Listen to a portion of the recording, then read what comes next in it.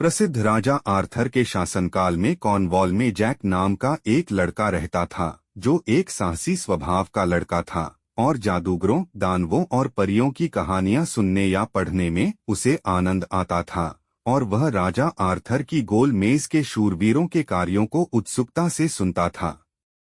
उन दिनों कॉर्नवाल के पास सेंट माइकल माउंट पर 18 फुट ऊंचा और 9 फुट गोलाई वाला एक विशालकाय प्राणी रहता था। उसकी भयंकर और क्रूर सूरतें उसे देखने वाले सभी लोगों के लिए भय का कारण थीं।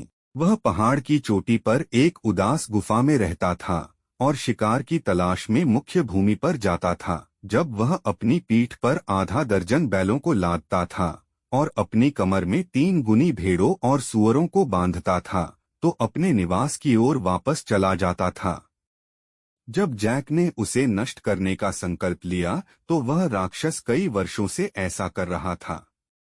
जैक ने एक सींग, एक फावड़ा, एक कुदाल, अपना कवच और एक काली लालटेन ली और एक सर्दियों की शाम को वह पहाड़ पर गया।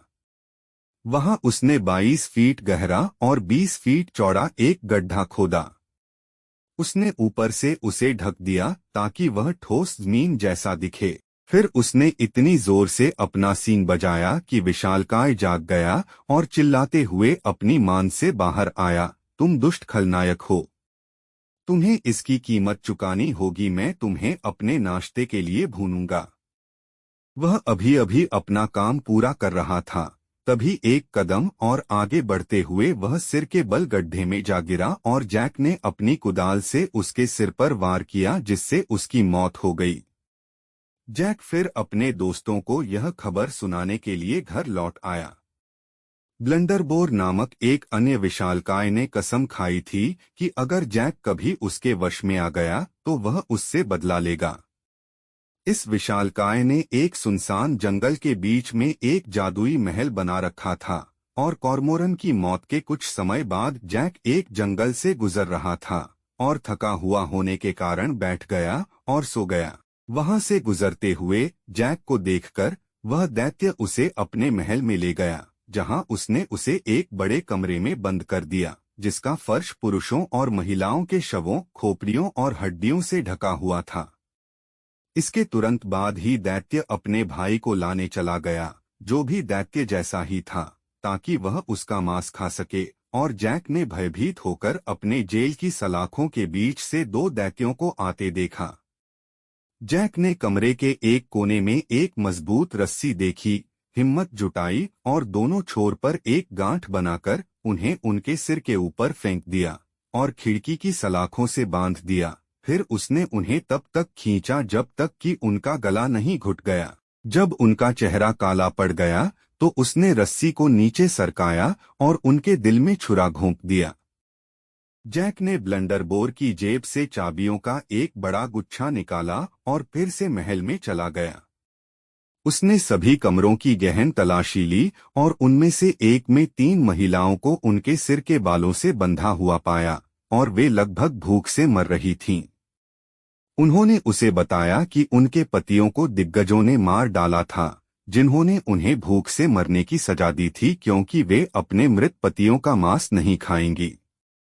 देवियों, जैक ने कहा, मैंने राक्षस और उसके दुष्ट भाई का अंत कर दिया है और मैं तुम्हें यह महल और इसमें मौजूद सारी दौलत देता हूँ ताकि तुम जो भयानक पीड़ा झेल रही हो उसकी भरपाई कर सको। फिर उसने बहुत विनम्रता से उन्हें महल की चाबियां दी और वेल्स की अपनी यात्रा पर आगे बढ़ गया। जैक के पास बहुत कम पैसे थे, इसलिए वह जल्दी से जल्दी आगे बढ़ गया। आखिरकार वह एक खूबसूरत घर के सामने पहुंचा। जैक ने दरवाजा खटखटाया, तभी एक वेल्श दानव बाहर आया। जैक ने कहा कि वह एक यात्री है जो अपना रास्ता भूल गया है, जिस पर दानव ने उसका स्वागत किया और उसे एक कमरे में जाने दिया जहां सोने के लिए एक अच्छा बिस्तर था। जैक ने जल्दी से अपने कपड़े उतार दिए, लेकिन थका होने के बावजूद वह सो नहीं सका।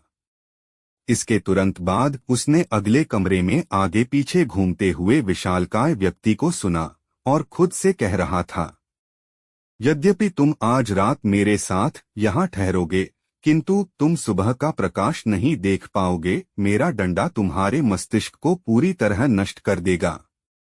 क्या तुम ऐसा कहते हो? जैक ने सोचा। क्या ये तुम्हारी यात्रियों के साथ चाले हैं? लेकिन मुझे उम्मीद है कि मैं भी तुम्हारी तरह चालाक साबित होऊंगा। फिर बिस्तर से उठकर उसने कमरे में इधर उधर टटोला और आखिरकार उसे लकड़ी का एक बड़ा मोटा टुकड़ा मिला। उसने उसे बिस्तर पर अपनी जगह पर रख दिया और फिर कमरे के एक अंधेरे कोने में छिप गया। लगभग आधी रात को दैत्य ने कमरे में प्रवेश किया और अपने डंडे से बिस्तर पर कई वार किए, ठीक उसी स्थान पर जहां जैक ने लट्ठा रखा था। और फिर वह यह सोचकर अपने कमरे में वापस चला गया कि उसने जैक की सारी हड्डियां तोड़ दी हैं। सुबह सुबह जैक ने इस मामले पर हिम्मत दिखाई और विशाल के कमरे में जाकर उसे रहने के लिए धन्यवाद दिया। उसे देखते ही विशाल चौंक गया और हकलाते हुए बोला, को भगवान, क्या यह तुम हो? कृपया बताएं कि कल रात तुम्हें नींद कैसे आई? क्या तुमने आधी रात को कुछ सुना या देखा? कुछ कहने की जरूरत नहीं है, जैक ने लापरवाही से कहा। मुझे लगता है कि एक चूहे ने अपनी पूंछ से मुझे 3 या 4 थप्पड़ मारे और मुझे थोड़ा परेशान किया, लेकिन मैं जल्द ही फिर से सो गया। इस पर विशाल को और अधिक आश्चर्य हुआ। फिर भी उसने एक शब्द भी उत्तर नहीं दिया, बल्कि नाश्ते के लिए 2 बड़े कटोरे हस्ती पुडिंग ले आया। जैक विशाल को यह विश्वास दिलाना चाहता था कि वह भी उतना ही खा सकता है जितना वह खुद खा सकता है, इसलिए उसने अपने कोट के अंदर एक चमड़े का थैला बनाया और हस्ती पुडिंग को इस थैले में डाल दिया, जबकि वह इसे अपने मुंह में डाल रहा था। नाश्ता खत्म होने पर उसने दानव से कहा, अब मैं तुम्हें एक बढ़िया तरकीब दिखाऊंगा। मैं एक स्पर्श से सारे घाव ठीक कर सकता हूँ। मैं 1 मिनट में अपना सिर काट सकता हूँ और अगले ही मिनट में उसे अपने कंधों पर ठीक कर सकता हूँ। तुम एक उदाहरण देखोगे। फिर उसने चाकू पकड़ा, चमड़े की थैली फाड़ी और सारा हलवा फर्श पर गिर गया। हे प्रभु, अपने नाखूनों को तोड़ डालो, वेल्श दानव चिल्लाया, जो जैक जैसे छोटे से आदमी से पराजित होने के कारण शर्मिंदा था। वह यह काम स्वयं कर सकता है। इसलिए उसने चाकू छीन लिया, उसे अपने पेट में घोंप लिया और एक क्षण में ही मर गया। जैक अब तक अपने सभी कार्यों में सफल रहा था। उसने भविष्य में निष्क्रिय न रहने का संकल्प किया, इसलिए उसने अपने लिए एक घोड़ा, ज्ञान की टोपी, तीक्ष्णता की तलवार, तेज जूते और एक अदृश्य कोट खरीदा, ताकि वह अपने सामने आने वाले अद्भुत कार्यों को बेहतर ढंग से कर सके। वह ऊंची पहाड़ियों पर यात्रा करता हुआ तीसरे दिन एक बड़े और विशाल जंगल में पहुंचा, जहां से होकर उसका रास्ता गुजरता था। जंगल में प्रवेश करते ही उसने एक विशालकाय दैत्य को एक सुंदर शूरवीर और उसकी पत्नी को सिर के बालों से घसीटते हुए आते देखा। जैक अपने घोड़े से उतरा और उसे एक ओक के पेड़ से बांधकर अपना अदृश्य कोट पहनाया, जिसके नीचे उसने अपनी तेज तलवार रखी। जब वह दानव के पास पहुंचा तो उसने उस पर कई वार किए, लेकिन उसके शरीर तक नहीं पहुंच पाया, बल्कि उसकी जांघों को कई जगहों पर घायल कर दिया और आखिरकार अपनी तलवार पर दोनों हाथ रखकर और पूरी ताकत से निशाना साधते हुए उसने उसके दोनों पैर काट दिए। फिर जैक ने अपना पैर उसकी गर्दन पर रखते हुए अपनी तलवार दानव के शरीर में घुसा दी। तभी दानव कराह उठा और मर गया। शूरवीर और उसकी पत्नी ने जैक को उनके उद्धार के लिए धन्यवाद दिया और उसे अपनी सेवाओं के लिए उचित इनाम प्राप्त करने के लिए अपने घर आमंत्रित किया। नहीं, जैक ने कहा, जब तक मैं इस राक्षस के निवास का पता नहीं लगा लेता, मैं शांत नहीं रह सकता। इसलिए शूरवीर के निर्देश पर वह अपने घोड़े पर सवार हुआ और जल्द ही एक और विशालकाय व्यक्ति के सामने आया, जो लकड़ी के एक ब्लॉक पर बैठा अपने भाई की वापसी का इंतजार कर रहा था। जैक अपने घोड़े से उतरा और अपना अदृश्य कोट पहनकर विशाल के सिर पर वार करने लगा, लेकिन निशाना चूकने के कारण उसकी नाक ही कट गई। इस पर विशाल ने अपना डंडा पकड़ लिया और उस पर बहुत ही निर्दयता से हमला कर दिया।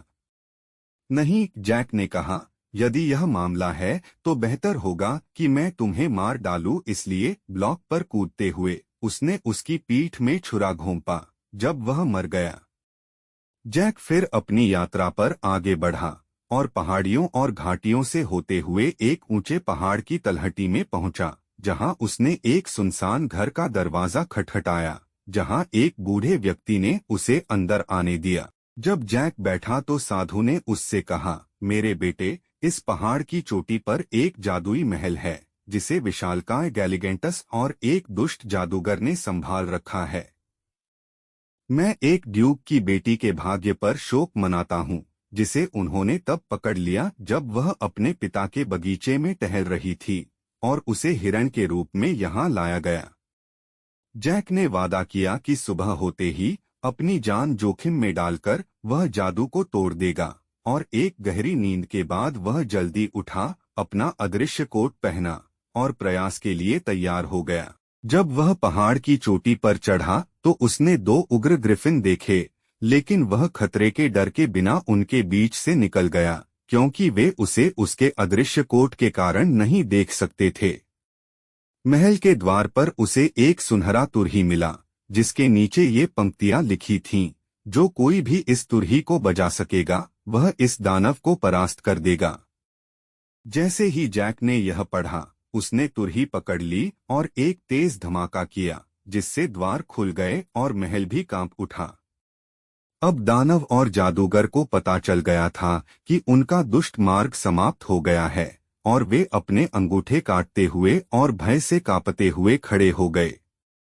जैक ने अपनी तेज तलवार से जल्द ही दानव को मार डाला और जादूगर को फिर एक बवंडर ने उड़ा दिया, और हर शूरवीर और सुंदर महिला जो पक्षियों और जानवरों में बदल गई थी, अपने सही आकार में लौट आई।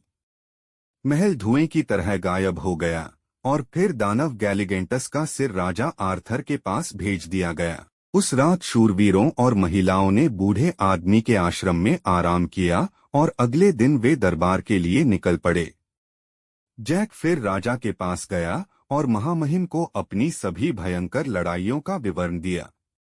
जैक की ख्याति अब पूरे देश में फैल चुकी थी और राजा की इच्छा पर ड्यूक ने उसे अपनी बेटी की शादी कर दी, जिससे उसके पूरे राज्य में खुशी की लहर दौड़ गई। इसके बाद राजा ने उसे एक बड़ी संपत्ति दी, जिस पर वह और उसकी पत्नी अपने बाकी दिन खुशी और संतोष के साथ गुजारने लगे।